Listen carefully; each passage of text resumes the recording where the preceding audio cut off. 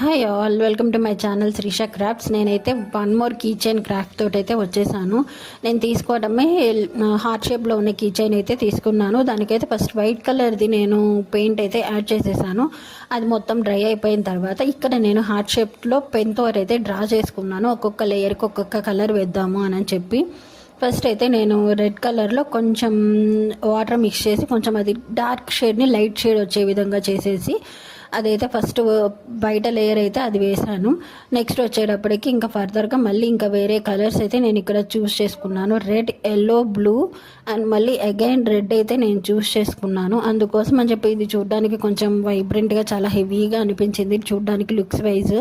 Final output అయితే ఈ విధంగా వచ్చింది. నాకు కూడా అంత అనిపించలేదు, బట్ చేశాను కదా అందుకోసం అని చెప్పి అప్లోడ్ చేస్తున్నాను. Thank you. Hi all, welcome to my channel Srisha crafts. నేనైతే ఇంకొక కీ చైన్ అయితే చేశానమాట. అది ఫైనల్ అవుట్పుట్ అయితే ఈ విధంగా ఉంది. కానీ నాకు అనిపించిన విషయం ఏంటంటే ఒక్కోసారి మనము అన్నవి మనం చేసాము, ఫైనల్ అవుట్పుట్ చూసిన తర్వాత చాలా దరిద్రంగా వచ్చింది అని చెప్పి కొన్ని అనుకుంటాం కదా, అట్లాంటిలో ఇదొకటి అనమాట. బట్ నేను కలర్స్ అనేవి మిక్స్ చేయడం, రెడ్ అండ్ బ్లూ యూస్ చేయడం వల్ల పర్పుల్ కలర్ వస్తుంది అని చెప్పి నేను స్టార్ట్ చేశాను.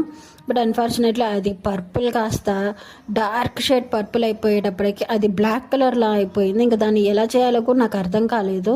కానీ నేను చేసింది అయితే మీకు ఒకసారి చూపిద్దాము అని అయితే అనిపించింది.